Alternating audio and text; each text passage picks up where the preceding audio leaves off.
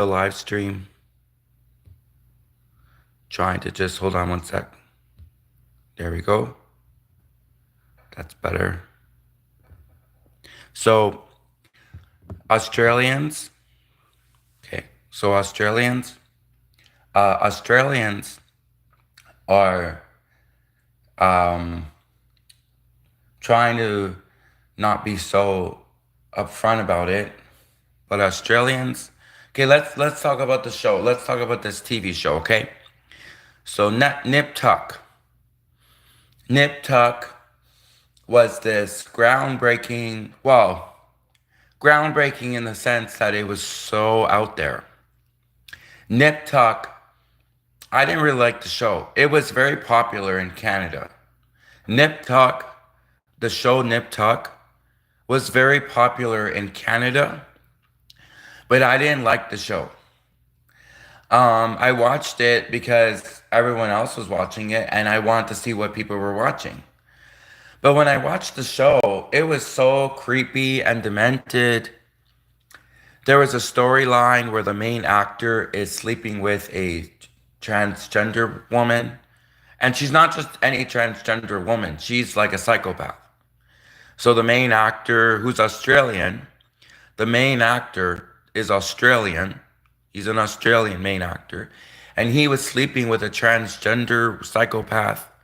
Then they turned out they were both kind of psychopaths.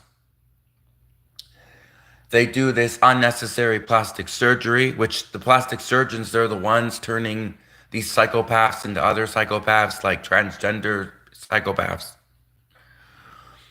Like, it was not like just saying she was just transgender. She also was a psychopath. That was like the plot of the TV show. The entire TV show was she was a sociopath, psychopath, transgender. The woman, man he was dating, the Australian actor. So we're currently in a time when, if you notice, this Sky News Australia and all of these Australian news shows like Lefties Losing It with these Australian news anchors, they constantly are pointing the finger at Americans, saying Americans are the ones spreading this degeneracy. Americans are the ones spreading the degeneracy. That's what the Australians keep trying to say. But we have evidence dating back 25 years ago when this Nip Tuck show. Now keep in mind, like 25 years ago, Nip Tuck 25 years ago was like the most edgy show. Like now there's all these creepy weird shows, but 25 years ago, Nip Tuck was one of the first creepy weirdo shows. And this show, the main actor was Australian. And they had all kinds of creepy storylines about transgender this and plastic surgery and giving, like, really creepy stuff. They also had one about this. See, there's certain stuff I can't say on a YouTube live stream, but basically it was a creepy TV show, Nip Tuck.